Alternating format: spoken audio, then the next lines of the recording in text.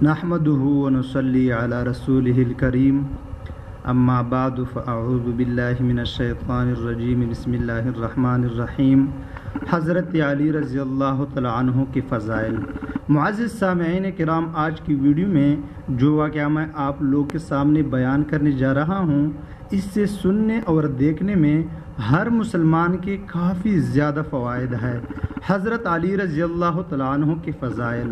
حضرت سعد بن ابی وقاص رضی اللہ تعالی عنہ فرماتے ہیں کہ غزوہ تبوک کے موقع پر جب ان حضور صلی اللہ علیہ وسلم نے حضرت علی رضی اللہ تعالی عنہ کو مدینہ میں رہنے کا حکم دیا تو حضرت علی کرم اللہ وجہہ نے کہا، یا رسول اللہ صلی اللہ علیہ وسلم، آپ مجھے عورتوں اور بچوں پر خلیفہ بنا کر چھوڑے جاتے ہیں۔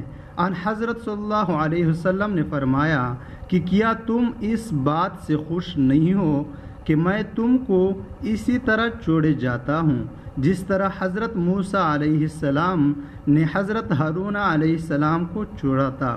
ہاں، اتنی بات ضرور ہے کہ میرے بعد کوئی نبی نہ ہوگا۔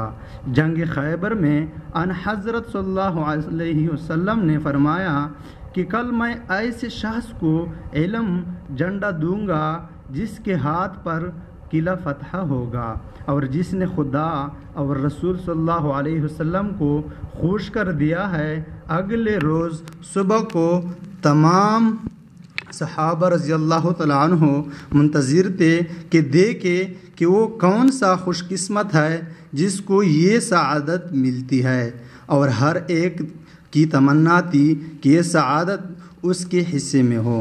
ان حضرت صلی اللہ علیہ وسلم نے حضرت علی رضی اللہ تعالی عنہ کو بلوایا اور جھنڈا سپرد کیا تو وہ قلعہ جو فتح نہیں ہو رہا تھا حضرت علی رضی اللہ تعالی عنہ کے ہاتھ پر فوراً فتح ہوا۔ لگاتا تھا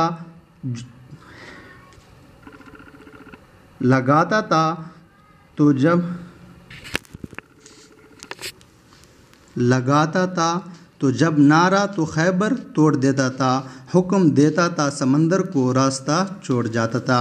ایک مرتبہ حضور اکرم صلی اللہ علیہ وسلم نے فرمایا کہ جس کام میں دوست ہوں اس کے علی رضی اللہ تعالیٰ عنہ بھی دوست ہے۔ پھر فرمایا، الہی جو شخص علی رضی اللہ تعالیٰ عنہ سے محبت رکھے تو بھی اس سے محبت رکھ، اور جو علی رضی اللہ تعالیٰ عنہ سے دشمنی رکھے تو بھی اس سے دشمنی رکھ۔ ایک مرتبہ ان حضرت صلی اللہ علیہ وسلم نے فرمایا کہ 4 آدمی ایسے ہیں جن سے محبت رکھنے کا مجھے حکم دیا گیا ہے۔ لوگوں نے عرض کیا کہ ان کے نام بتا دیجئے۔ آپ صلی اللہ علیہ وسلم نے فرمایا، علی، مقداد، ابو ذر، سلمان فرسی رضی اللہ تعالیٰ عنہ۔ ابن عمر رضی اللہ تعالیٰ عنہ سے روایت ہے کہ جب ان حضرت صلی اللہ علیہ وسلم نے ہجرت مدینہ منورہ کے بعد انصار و مہاجرین کے درمیان مواخات بھائی چارہ قائم کر دیا تو حضرت علی رضی اللہ تعالیٰ عنہ رہ گئے اور روتے ہوئے حضور اکرم صلی اللہ علیہ وسلم کے پاس آئے۔ عرض کیا، آپ صلی اللہ علیہ وسلم نے ہر ایک میں مواخات قائم کرا دی لیکن میں رہ گیا۔ آپ صلی اللہ علیہ وسلم نے فرمایا، اے علی، تم میرے بھائی ہو دنیا میں بھی آخرت میں بھی۔ ایک مرتبہ حضور صلی اللہ علیہ وسلم نے فرمایا کہ میں علم کا شہر ہوں، علی رضی اللہ تعالیٰ عنہ اس کا دروازہ ہے۔ حضرت عمر رضی اللہ تعالیٰ عنہ فرماتے ہیں کہ علی رضی اللہ تعالیٰ عنہ ہم سب سے زیادہ معاملہ فہم ہے۔ حضرت عائشہ صدیق رضی اللہ تعالیٰ عنہ کے سامنے حضرت علی رضی اللہ تعالیٰ عنہ کا ذکر آیا تو انہوں نے فرمایا کہ علی رضی اللہ تعالیٰ عنہ سے زیادہ اب سنت رسول کا واقف کوئی نہیں رہا۔ حضرت علی رضی اللہ تعالیٰ عنہ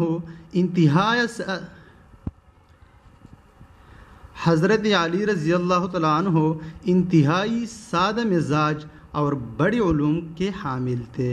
وآخر دعوانا الحمد للہ رب العالمین۔